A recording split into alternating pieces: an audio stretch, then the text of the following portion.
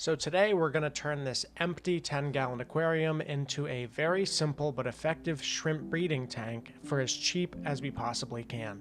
And now starting out with the substrate, I went really cheap by buying a bulk bag of play sand from Home Depot. Now it's worth noting that you really want to rinse this sand, so what I did was I poured it into a 5-gallon bucket, ran a hose through it and stirred it up, let the hose run for probably about 20 minutes, and by the time it was done running, all of that fine debris and that cloudiness was completely gone from it. Now, just to clarify, you don't need to use sand, but it is incredibly cheap. Some other alternatives you could use are things like lava rock or gravel, but for the sake of this video, I wanted to be able to buy one type of substrate that would last me 10 tanks, maybe even 20 tanks. So I think I spent like $6 on all of the sand that I'll ever need, essentially, unless I set up more than 20 tanks in the future. So now it's time to get the filter set up, and this right here is an air pump. It's going to be pushing air down into the sponge filter, which I'm currently attaching right now. And when it does that, it draws water up through this plastic tube I'm putting on there and pulls debris and water through it. So it's a very cheap and effective filtration. And now, when it comes time to filling the tank, I put a little plastic bag down in there just so it didn't stir the sand up everywhere. I'm using a Python water changer. The links to just about everything in this video are going to be down in the description if you're curious. But this just makes it really easy to fill the tank up. So in my case, this is actually not the final resting place for this tank, but I just wanted to fill it up a little bit, not too much, just to make sure that the bottom was holding water. In my experience, whenever I've had leaks, it's been at the bottom, but it could be just about anywhere. So I filled it up just a little bit, made sure it was holding water before I ended up moving it into my shrimp room, which, not much of a shrimp room yet, but it's going to get there, as you'll see in a little bit. Now, before I move that over, I want to briefly talk about lighting. Now, luckily, lighting has gotten significantly cheaper and easier in the last couple of years. Places like Amazon and just about any fish store will have a wide variety of high-quality lights for a reasonable price. I will link all of the lights I use down in the description below, but the lights I'm using for this tank are actually integrated into the rack I built, so it's probably not going to be the best solution for you, but one of those sit-on-top lights that I'm showing on the screen and I've linked down below are probably going to be just about perfect. Now you'll notice there's actually 2 filters in all of these tanks, and that's because last minute I decided to switch them out for a different type of filter that attaches to the back of the glass, but both of them work just fine. This was just an aesthetic choice for me.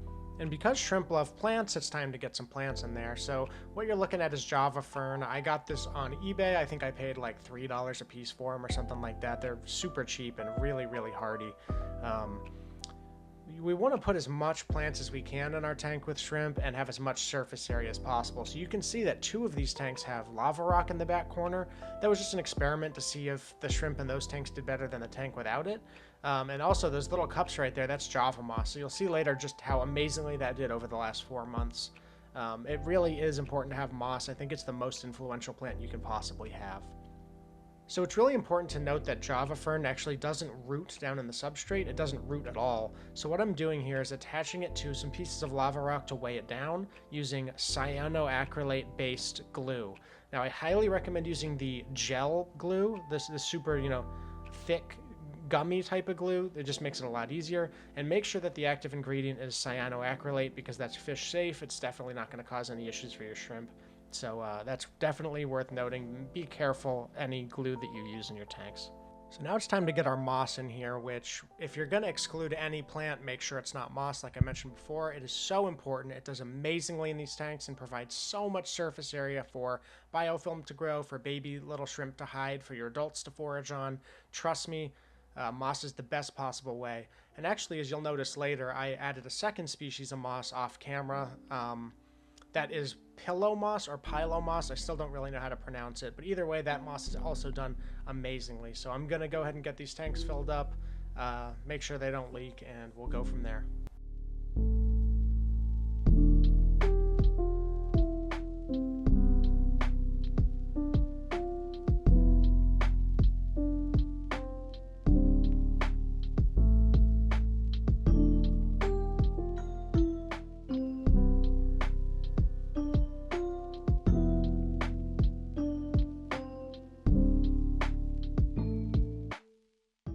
So this is where the waiting game begun for me. I let these tanks sit for a long time to make sure they were properly cycled, to make sure that algae was growing, to make sure that biofilm was growing. So, you know, I set these up 4 months ago, and I didn't add shrimp until about maybe 3 weeks ago. And that was only to one tank, but you'll see that in just a moment. So 4 short months later, I'm just getting going on actually stocking these tanks, but the moss and the Java fern have done absolutely amazingly. The moss has probably multiplied 7 times its initial volume. The Java fern is still bright green and super healthy. Both the Java moss and the pillow moss or pilo moss have done really fantastically. It's just a matter of time before I get all of these tanks properly stocked with shrimp and have them start breeding like crazy. Right now I'm trying to see if my white clouds will spawn in there, but soon enough it's going to be full-on breeding, and I'll make some update videos on those tanks as they develop. So at this point, these tanks are completely off to the races. There's not really much else left to do. Now, the only thing I didn't show in this video was the process of getting the water hardness correct. Where I live, the water is very soft, so I had to add a remineralizer, which was salty shrimp GHKH+. So the way you determine whether or not you need that is to test the water using a GHKH test kit and then remineralize based on what you need. Most places in the country don't need to remineralize at all. I can't speak for other countries, just the United States. But here, our water is just about perfect in most areas. With all that said, thank you so much for watching. Please leave a like if you liked it, and if you have any questions about getting your own tank set up, please leave them in the comments down below and I will respond. Thank you so much, and happy shrimp keeping.